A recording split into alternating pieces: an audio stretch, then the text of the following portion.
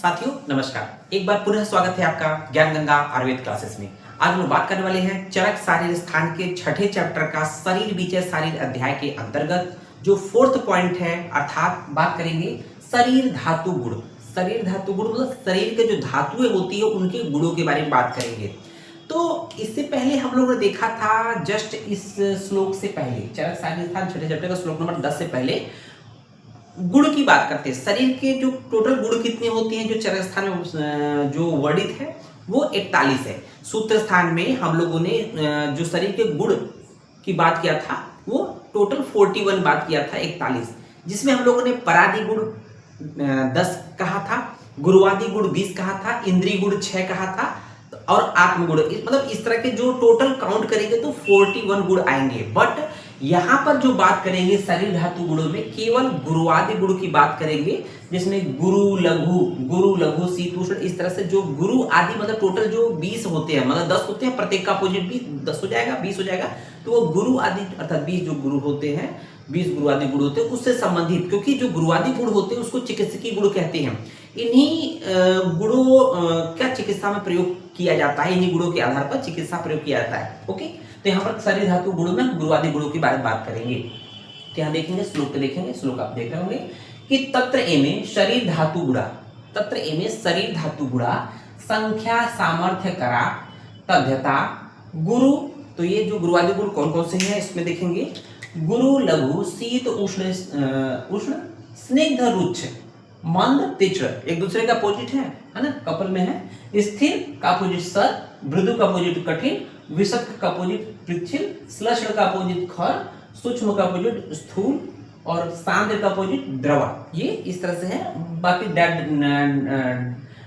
Dot dot करके श्लोक बहुत लंबा है, ध्यान दीजिएगा, बट श्लोक को बस ध्यान देना है, बट मीनिंग को जानना है। शरीर धातु गुणों के बारे में क्या लिखना है कि उन गुणों में तत्र एमे, तत्र एमे का मतलब होता है उन गुणों में, ये शारीरिक धातुओं के गुण, शारीरिक धातुओं गुण मतलब गुरुवादि गुण। क्या है शारीरिक धातु गुण मतलब गुरुवादि गुण।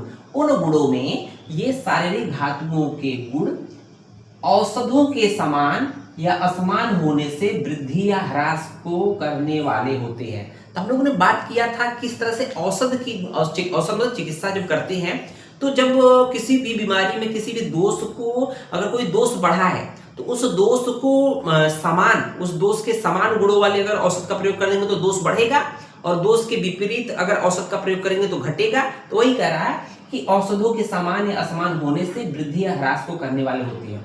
तो उसी तरह जिस प्रकार से औषध का प्रयोग करने से शारीरिक में जो दोष की घटनाएं बढ़ना होता है, उसी तरह से वृद्धि और ह्रास का ज्ञान कराने में समर्थ होते हैं। उसी तरह से गुरुवादि गुण भी वृद्धि और ह्रास का ज्ञान कराने में समर्थ होते हैं। जैसे कौन कौन से गुरुवादि गुण होते हैं, यहाँ पर एक पुनः बार आ गया है। जैसे गुरु लघु शीत उष्ण स्निग्ध रुच्छ मंद तीक्ष्ण स्थिर खर सर मृदु कठिन विशद पिच्छिल श्लेष्ण खर सूक्ष्म स्थूल और सांद्र और द्रव। ये टोटल आपके 20 गुरुवादि गुण हो गए। ओके, अब ये जो 20 गुरुवादि गुण है, यहाँ पर ध्यान देने वाली बात है कि इसमें कुछ गुण हैवी होंगे, कुछ गुण लघु होंगे, मतलब कुछ गुण भारी होंगे, कुछ गुण लघु होंगे, है ना, कुछ भारी होंगे, कुछ हल्के होंगे।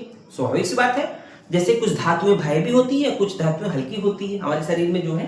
तो यही कह रहा है इनमें मतलब इन 20 में, इन गुरुवादि गुणों में, इनमें जो शरीर धातु यही बात कर रहा है, जो शरीर धातु गुरु गुण वाले होते हैं, जो शरीर धातु गुरु गुण वाले होते हैं, इन 20 में जो शरीर धातु जो गुण होते हैं वो गुरु गुण वाले होते हैं, वे गुरु आहार विकारों के अभ्यास से बढ़ते हैं। स्वाभाविक सी बात है कि जो हैवी होंगे, इन 20 में जो गुरु होंगे वो गुरु आहार द्रव्य का सेवन करने से वृद्धि होगी उनकी।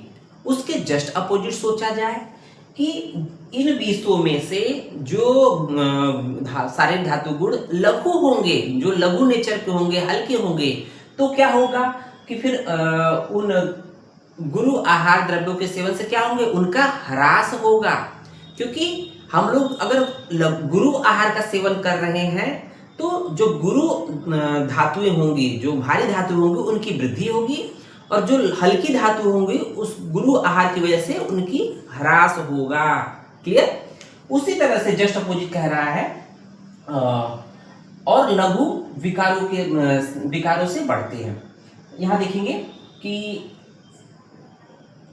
लघु शारीर धातु लघु आहार विकारों के सेवन से बढ़ते हैं। तो जस्ट इसका जो दूसरा पॉइंट ये भी है कि अगर लघु आहार द्रव्य का सेवन कर रहे हैं तो उसके द्वारा लघु जो शारीरिक धातुएं होती है उनकी वृद्धि होगी, और जो गुरु शारीरिक धातुएं गुण होंगे उनमें ह्रास आएगा। किसकी वजह से? लघु आहार द्रव्य के सेवन से। तो गुरु आहार का सेवन करेंगे तो गुरु धातुएं बढ़ेंगी और हल्की धातुएं घटेंगी, और लघु आहार के सेवन करेंगे तो जो लघु शारीरिक धातुएं बढ़ेंगे और गुरु धातुएं घटेंगी। क्लियर? तो ये कह रहा है कि इसी प्रकार सभी धातुओं गुण समान गुण योग से, समान गुण योग का मतलब गुरु रहेंगे तो गुरु हमेशा बढ़ाएंगे, मतलब चाहे लघु आहार का सेवन करने से लघु धातुओं को बढ़ाएंगे, गुरु आहार सेवन से गुरु गुण वाले को बढ़ाएंगे। क्लियर? ठीक है। इसी प्रकार सभी धातुओं के गुण समान गुण योग से बढ़ते हैं और विपरीत गुण योग से ह्रास को प्राप्त होते हैं। तो वही बात कर रहा है कि अगर गुरु आहार का सेवन कर रहे हैं तो जो लघु धातुएं होंगी वो घटेंगी, है ना।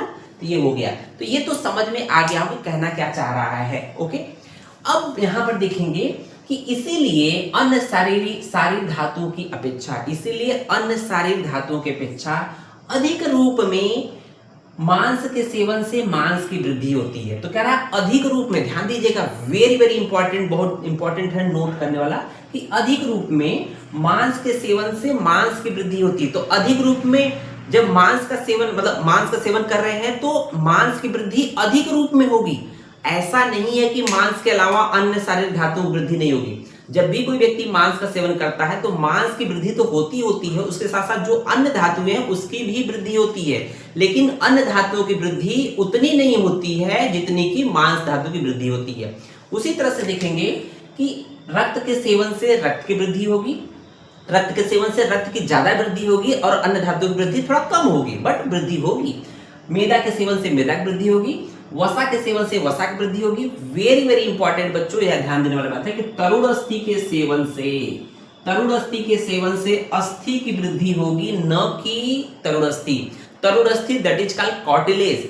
जो नॉनवेज खाते हैं, सेवन करते हैं, तो जो चाहे वो मटन हो, चिकन हो, उसका जो कार्टिलेज होता है, खासतौर से बकरे के मांस का जो कार्टिलेज होता है ना, वो कार्टिलेज वाला पार्ट दैट इज कॉल्ड तरुण अस्थि। ठीक है, उसके सेवन से अस्थि की वृद्धि होती है। ओके, वेरी वेरी इंपॉर्टेंट है। साथ ही साथ मज्जा के सेवन से मज्जा की वृद्धि होगी, और शुक्र के सेवन से शुक्र की वृद्धि होगी। तो शुक्र के सेवन की बात करते तो बोला गया है चरक सूत्र 5 में क्या बोला गया? नक्र रेतो वृषणाम। तो देखेंगे यहां बोला गया है नक्र रेतो वृषणाम,